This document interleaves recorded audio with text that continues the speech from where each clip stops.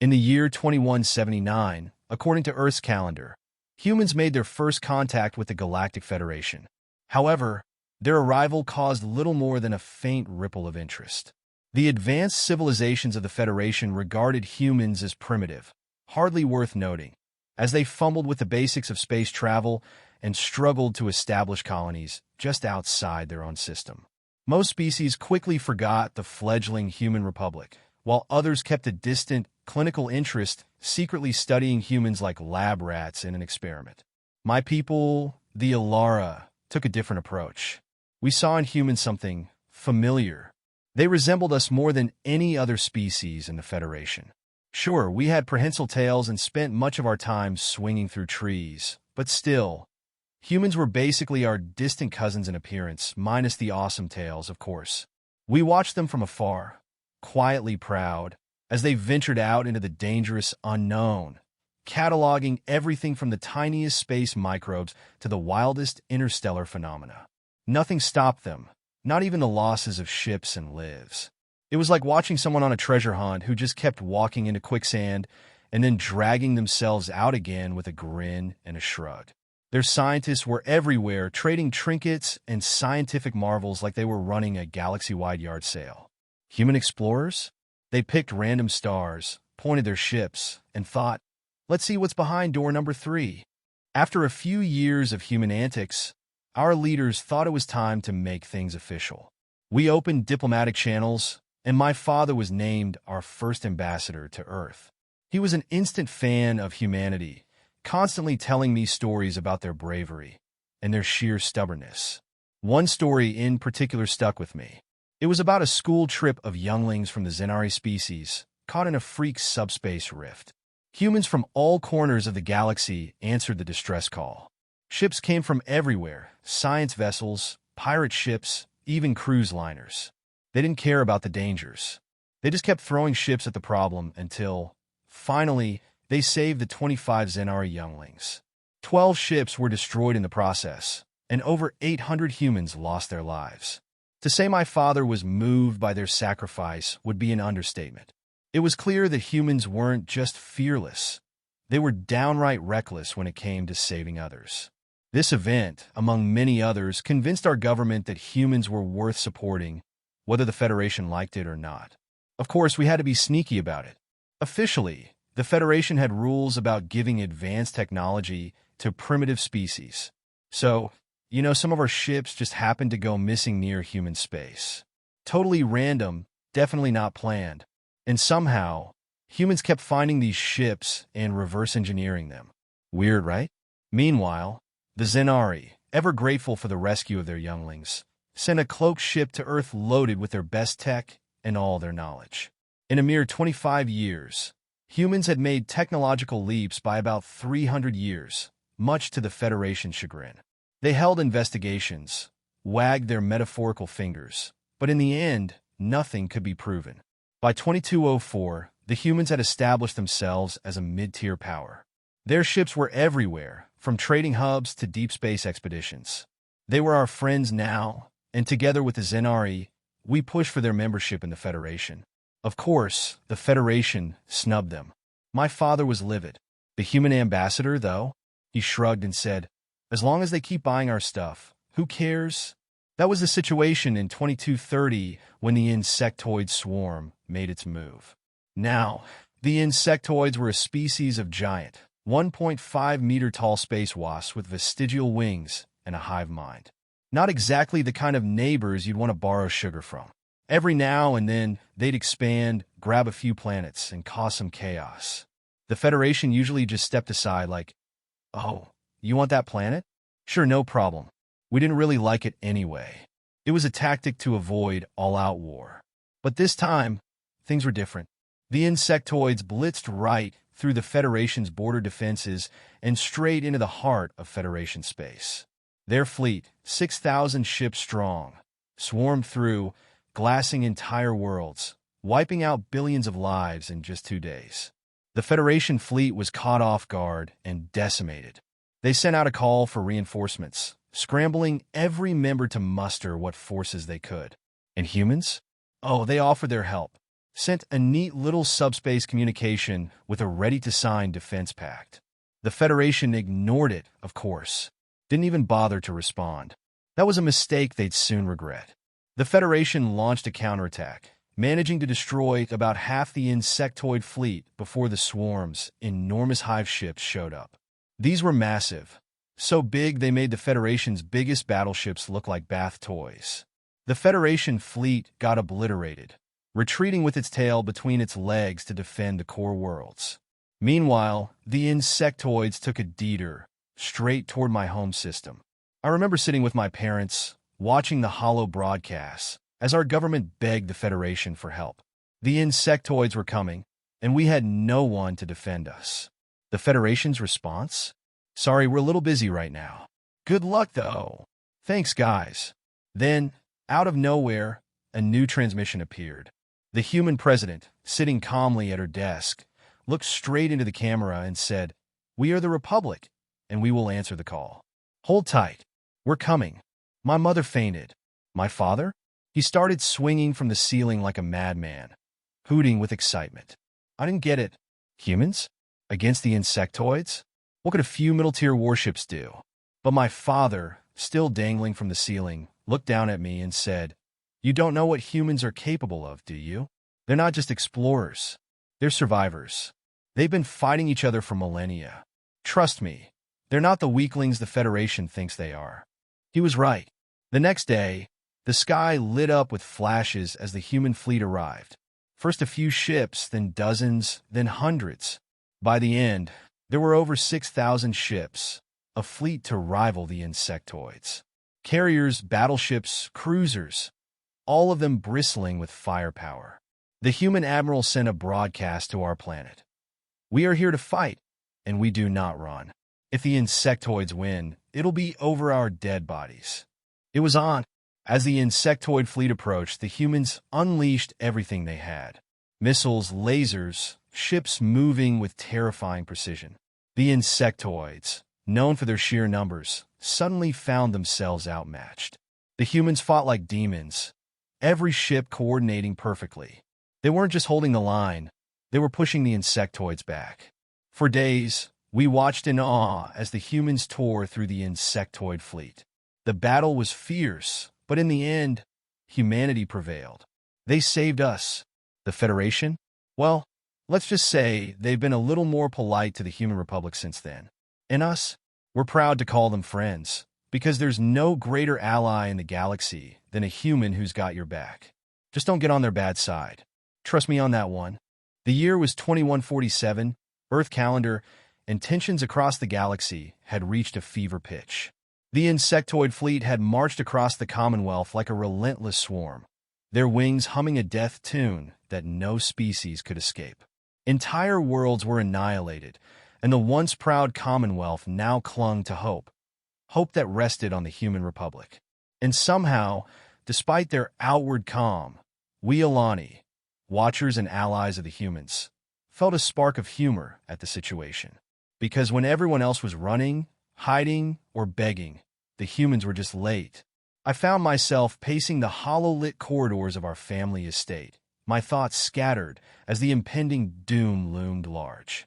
My parents, as was their way, were trying to pretend it was a normal day. They had even made fresh fruit pies for dinner. It was as if they were ignoring the fact that an entire fleet of galaxy-destroying wasp-like insectoids were mere hours from obliterating our world. "Scala, come and sit." My father called from the kitchen, the scent of cinnamon and something weirdly tangy wafting through the house.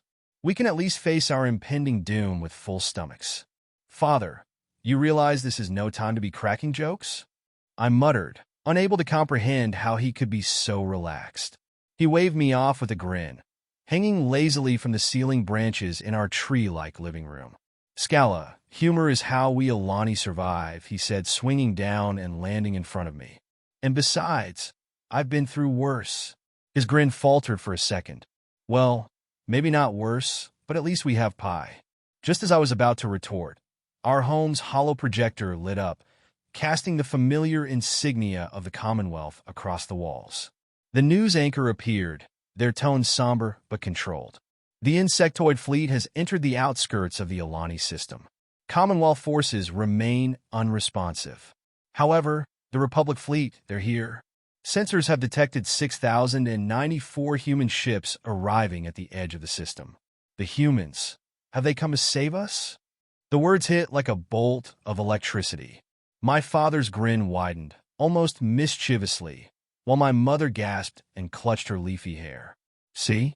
Told you they'd come, father said, swaying playfully between the branches.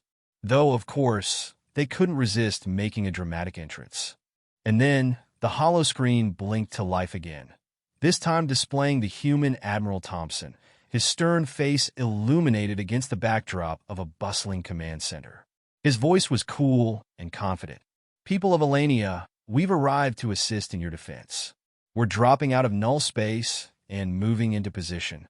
The insectoids will not reach your world. We're humans, and we don't back down.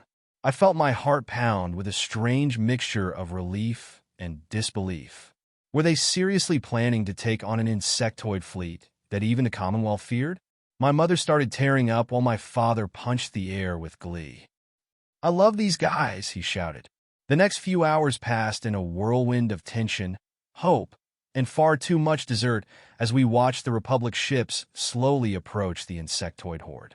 The sheer size of the human fleet was staggering, with battleships and carriers stretching far beyond the eye could see.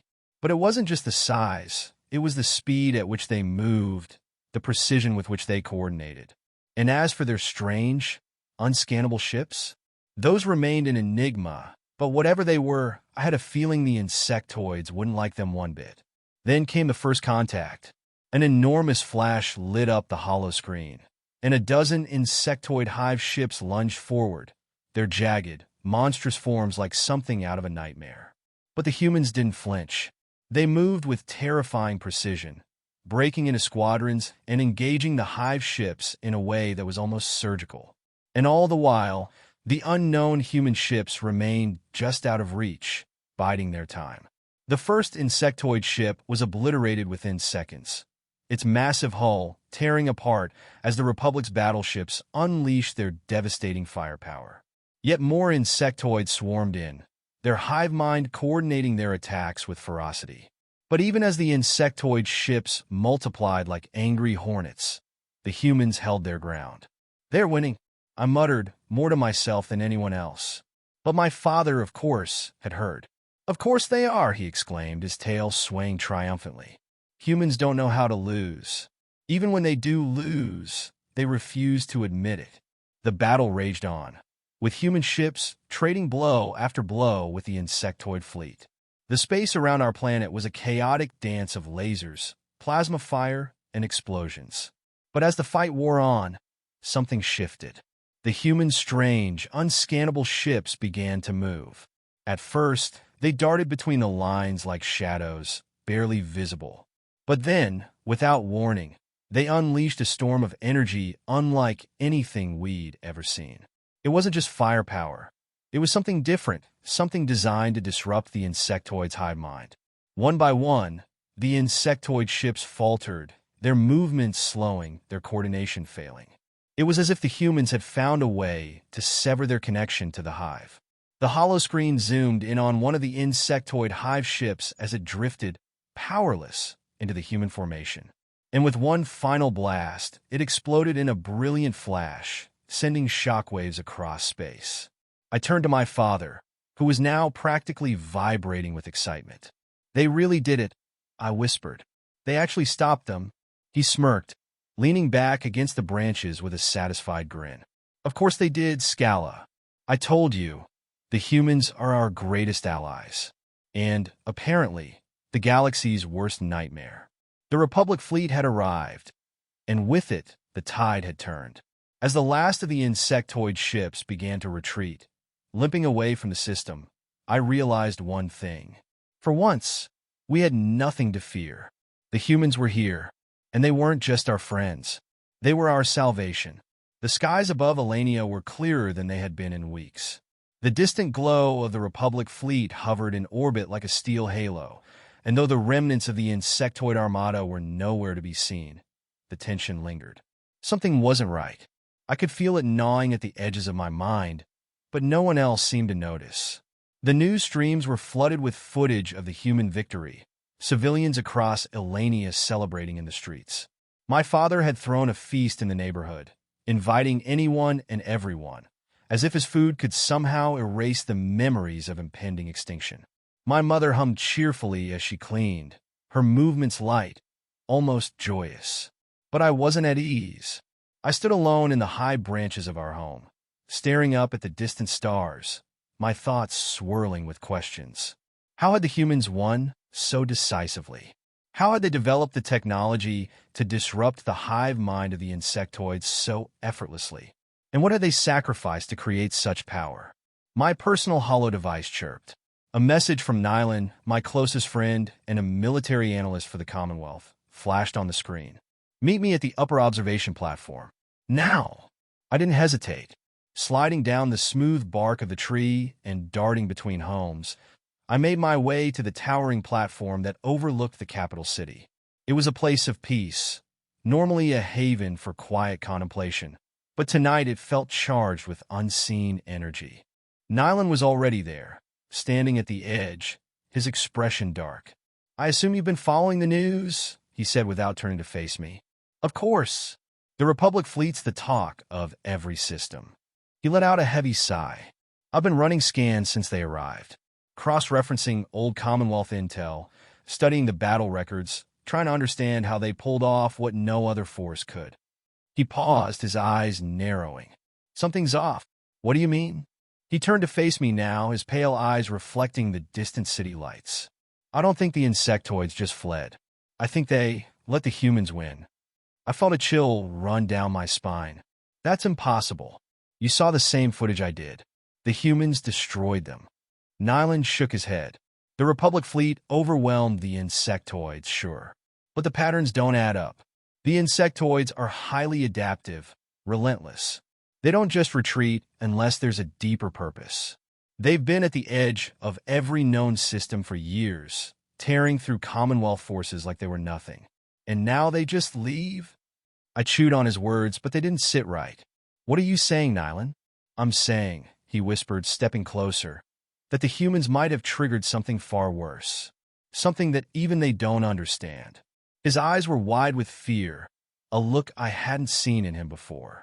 "After the battle, I intercepted some internal communications between Republic fleet ships. They're hiding something. There was a coded transmission from their flagship that I couldn't fully decode, but the bits I did were disturbing." I felt my heart race. "What was in the transmission?" Nylin hesitated before answering. "It was about the weapon they used to disrupt the insectoid hive mind. Something they call Project Mindbreaker. But that's not what worries me. It's what followed. There were fragments, something about side effects. The weapon is destabilizing something out there in deep space. Some kind of ripple effect that they haven't been able to predict." I shook my head in disbelief. "That's insane. You're saying the humans unleashed a weapon they couldn't control?" "That's exactly what I'm saying." Nylin's voice was a cold whisper. "The insectoids didn't flee because they were beaten.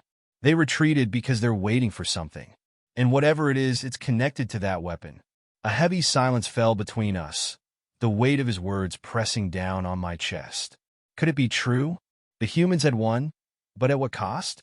"They've been conducting secret experiments in uncharted space for years," Nylin continued, his voice shaking now. "I've seen the reports, the missing colonies, the dead worlds. And it all leads back to them. The Republic has been pushing boundaries, going beyond what anyone thought possible. But they've woken something. And now, it's coming for us all."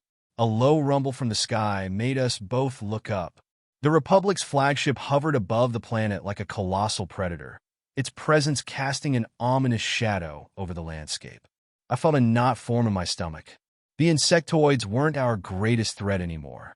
The real danger was something far more mysterious, something lurking just beyond our understanding. And the humans had unlocked it. "They're leaving," I said softly, watching as several of the Republic ships began to drift toward the edges of the system, as if the battle had been nothing more than a minor inconvenience for them. "Yeah," Nylin muttered. "They won't stay long. They've done what they came to do, and now they're moving on." I took a deep breath, trying to quell the rising panic in my chest. What do we do? Do we warn the others? Nylin shook his head. We can't. Not yet. If the Commonwealth finds out what the humans have done, it'll spark a galactic war. And if the humans feel cornered, who knows what they'll do next? So we're just supposed to wait? He looked at me, his expression grim. We need to learn more. We need to figure out what this Project Mindbreaker really is and how deep the damage goes. And we need to find out what the insectoids are really planning. The platform shook slightly as another rumble echoed through the sky, signaling the departure of the first human warships. Nylin placed a hand on my shoulder. I've arranged a meeting with someone who might have more answers. They're an insider in the Republic, someone who's seen the files we haven't. When? Tomorrow, he said, his voice a low murmur. We'll meet them at the old observatory, out in the frozen plains. The wind picked up, sending a cold shiver through the air. I nodded, feeling the weight of what we were about to step into. This wasn't over. Not by a long shot. As we watched the human fleet leave Elania's orbit, I realized we were standing on the edge of something far bigger than any of us could have imagined. The humans had opened a door, and now we were all at the mercy of whatever lay on the other side. And as the last Republic ship vanished into the void, I couldn't shake the feeling that the real battle hadn't even begun yet. Tomorrow would bring more answers, or maybe more questions. Either way, the calm was over. The storm was coming.